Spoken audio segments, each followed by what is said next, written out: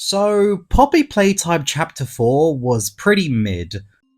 If I'm being honest, Chapter 4 was kinda disappointing.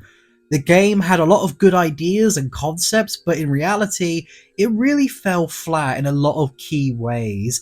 The game was buggy as hell, the environments were far less unique and creative, and the biggest problem of all was the villains. This game had a ton of bad guys all fighting for the spotlight, but it had no idea how to use any of them effectively.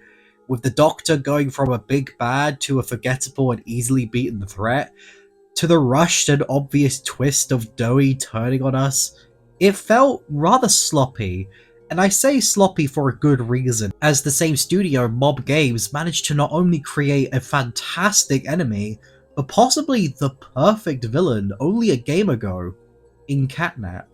Hey guys, it's the Pink King here.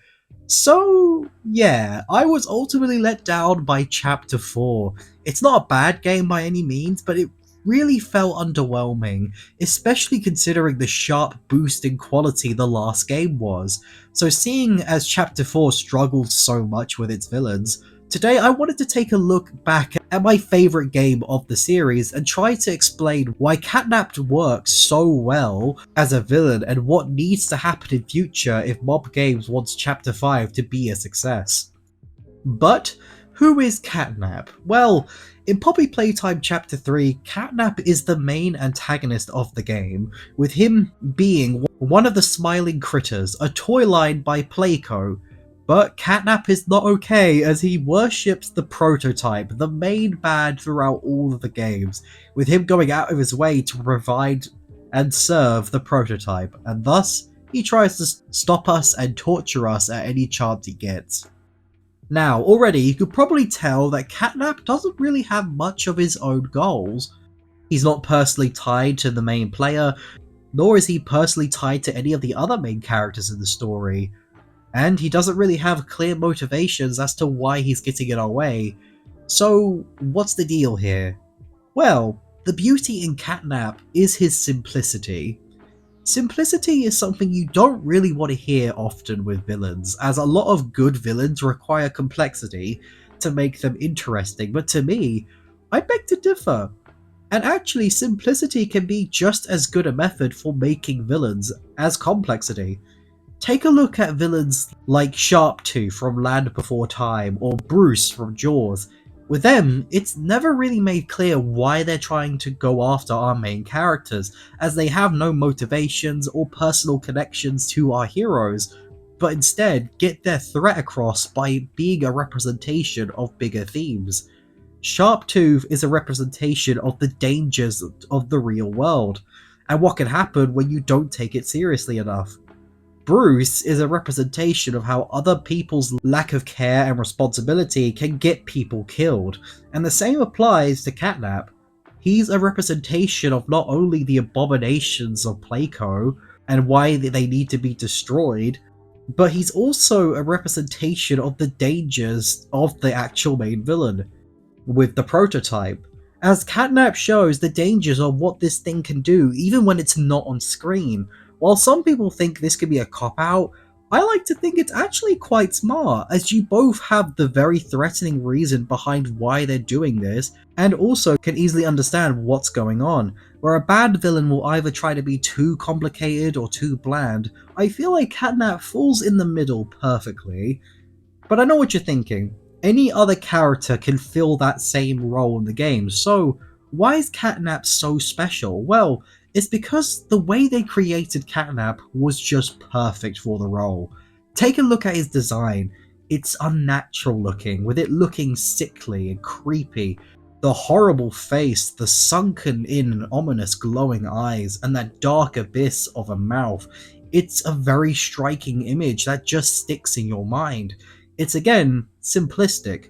It's not too overly designed and knows how much to give to make you feel uncomfortable. With the striking purple of the fur and the redness of the smoke, he makes being another calculated touch of just genius. But surprisingly enough, it's what they don't add to him that makes him even creepier, and that's the lack of a voice. Unlike Mummy Longlegs, He doesn't ever say a word, and unlike every other monster like Huggy Wuggy, he doesn't really roar either. He's deathly quiet, with him only really making some painful breathing noises. This is so fascinating, as this gets the viewer wondering, what exactly is he thinking? Is he trying to scare you, or is he trying to trap you? You'll never really know, and it's honestly such an effective touch because it plays with your imagination. Our best weapon and downfall is our imagination, as it can trick us into thinking so many things and make us imagine even worse stuff. And plus, I'm sure it's not a surprise that the literal mouthpiece for the prototype is the only villain who doesn't talk. And seeing how Dog Day, another smiling critter, was able to talk in this chapter, it makes you wonder if Catnap really can speak, but just chooses not to. Again, giving more control to the prototype in another detail that adds so much creep factor to his character. And honestly, it had me terrified whenever I saw him in the game. Like, you would not want to run into this guy in a dark alley, I'll tell you that. Catnap as a villain is very different from every other antagonist we've seen so far.